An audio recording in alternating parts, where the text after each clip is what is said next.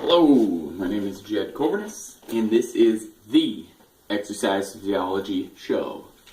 Okay, I'm an exercise physiologist. I create daily WODs.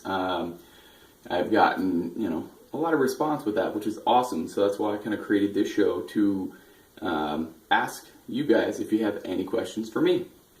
Okay, so this is episode number 3.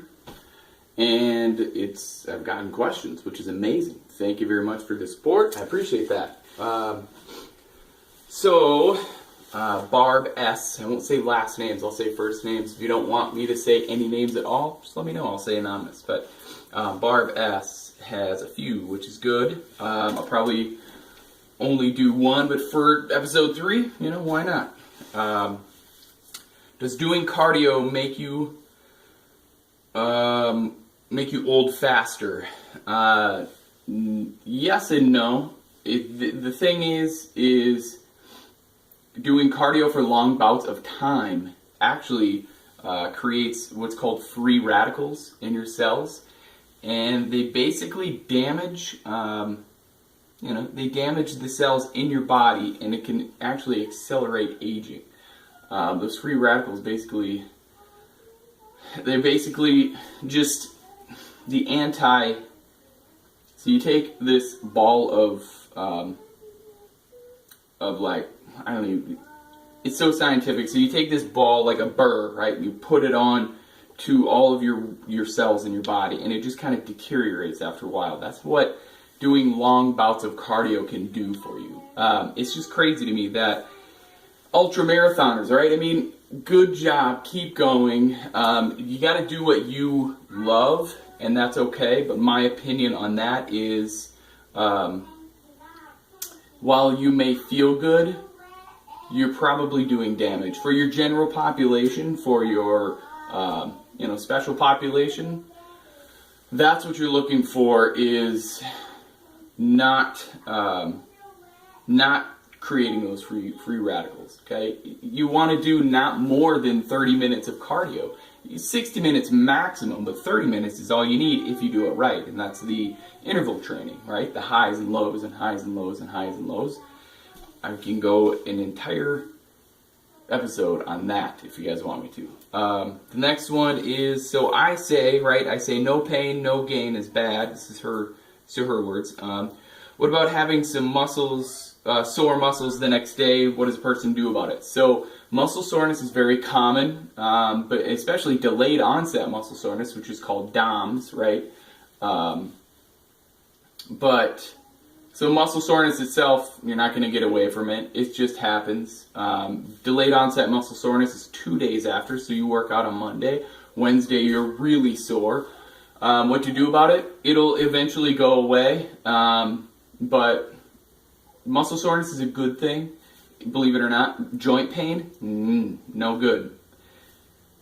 Joint pain, if it hurts in the joint itself, here, don't do it. Stop. Just stop. What does the person do about it? You can try stretching. Stretching doesn't exactly, help with the recovery process, but it makes you feel good. It sure makes it feel good. But time, what can a person do about it? Give it time, and then just keep going. Like if you're sore from Monday's workout, today's Wednesday, push through it a little bit, but be careful of your joints. Just listen to your joints. Your muscles are going to be sore, for sure. That'll go away until you switch your routine again. It's called muscle confusion. That's kind of how it works. What's your opinion on spinning, which is the same as stationary biking, just a new name for it, for sure. So, my opinion on spinning itself versus stationary bike or upright bike. The spin bike is actually made to stand up. They're reinforced pedals. The upright bike or anything else, they're not reinforced pedals. So you have to be careful with an upright bike. Spinning is okay. It gets a way,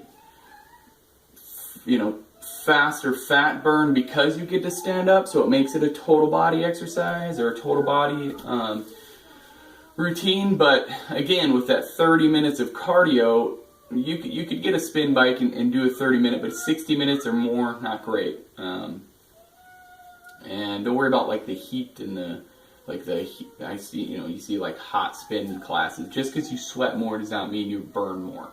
The heart rate's where it's at.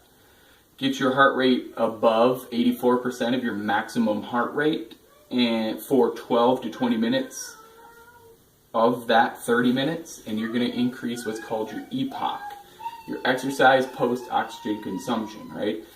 Think of cardio as this. The more oxygen you use, the faster your metabolism burns, okay? How do you find your maximum heart rate?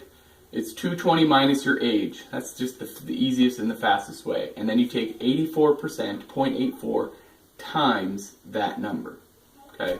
So I'm 30. So that's, mine's off because it's a plus or minus 10 error. Whatever, we don't need to know that, right? I'm 30, so that's 190. 84% of that is what? 90% of it would be 190. I'm bad at math when it comes to that. My dad freaking rocks at it. He would tell me that right away. But 84% of that, I try to get my heart rate around 184 all the time. You usually run it around 160, but yeah. So that's Barb S. Thank you. I really appreciate the questions. Next one, I have Elizabeth L. She says, I suffer from depression and get bored really easily with my routine. What can I do to help stop that from happening? Well, I personally will tell you I have ADHD, and this happens to me all the time. Hence why I create my own WODs. Like, I follow my own stuff. Why? Because I get bored. I needed a way to stop my boredom, right? I jump rope, I do boxing, I do push-ups, sit-ups, squats. Just a whole array of exercises that I find and I make up and I create or whatever. But for myself, that's why I did this, because there are so many people who get bored out there, right? You do this same stuff over and over, chest, shoulders, triceps, legs, back and biceps, core, chest day, leg day, butt day, whatever it be. It gets boring, right? So I've created WOD after WOD. WOD is workout of the day. Workout of the day, workout of the day, WOD, just to change it for myself. So if I'm ever getting bored with a workout, I know that my body is getting bored, because that's the best way to harness in your. That's my daughter, if you can hear that. But if you ever feel like you are, like, it's just crazy to, you get really bored, you need to know that change is happening. Change is happening, okay? So that's a good thing. If you get bored with exercise, you're probably to the point of consistency, jackpot, right? Follow my WODs, right? If you want to, awesome. If not, great. You can go to, just search put this address in your address bar, right? It's bit.ly/,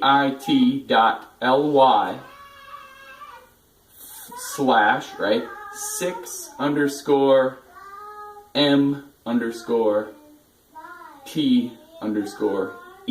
okay? That gets you onto my daily WODs. I just email them out to you, right?